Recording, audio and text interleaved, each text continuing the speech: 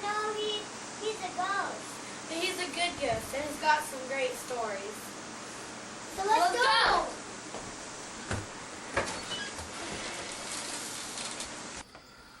I want to go too.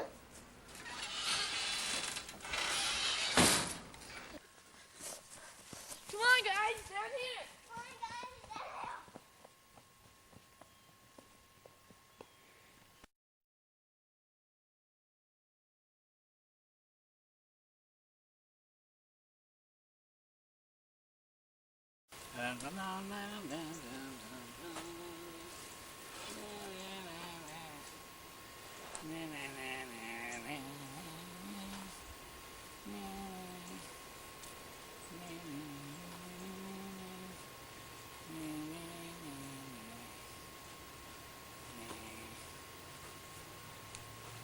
Hey, Mr. Johnson, we can't see you. Mary had a little lamb. Fleece was white as snow. We don't want to hear that story again, old man. You didn't want to hear that story? Well, we got another one. It was back in 1862. The Crawfords come to this part of the country, and they had some money.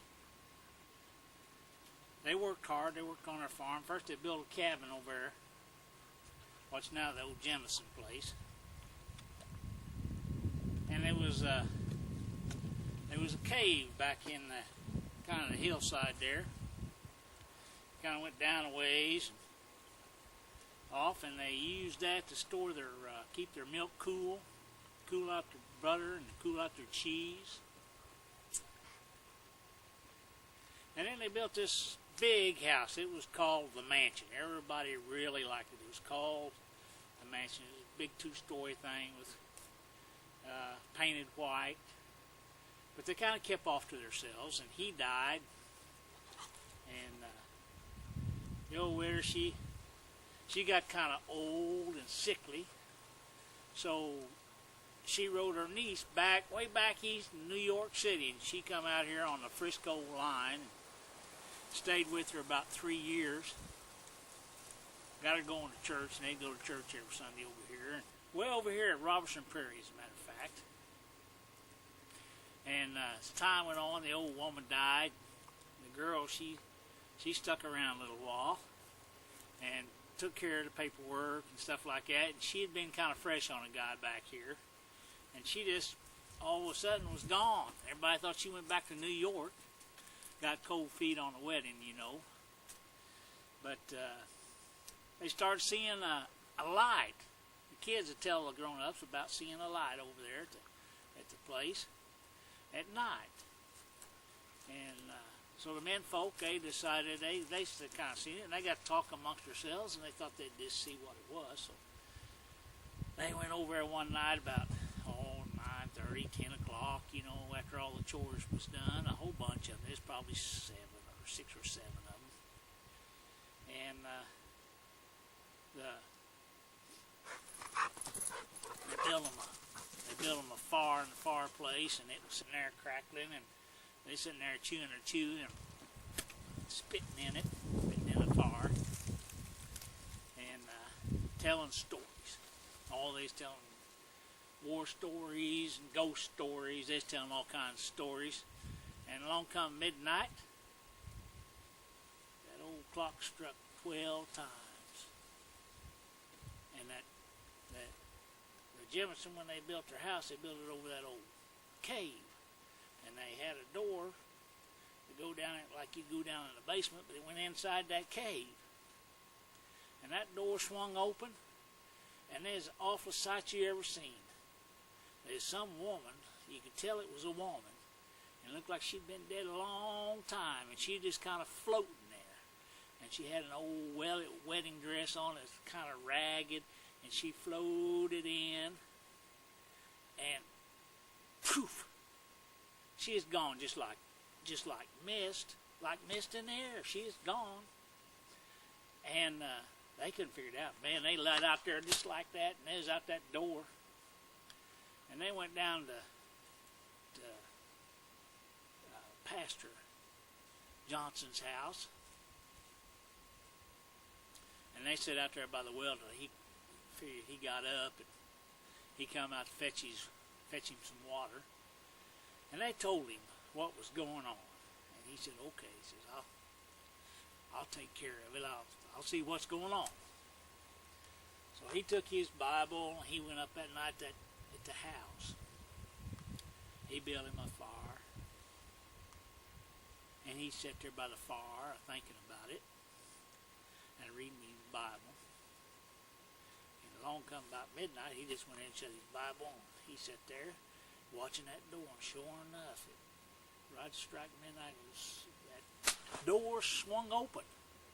And there she was again, and she floated in.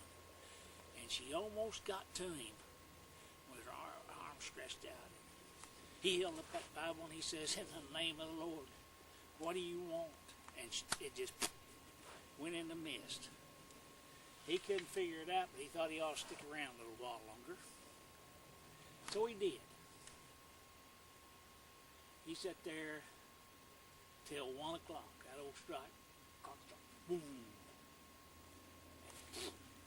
That door opened, and that thing, that apparition, started coming towards him. And it just about got to him, and he held up that Bible and says, in the name of God, what do you want from me?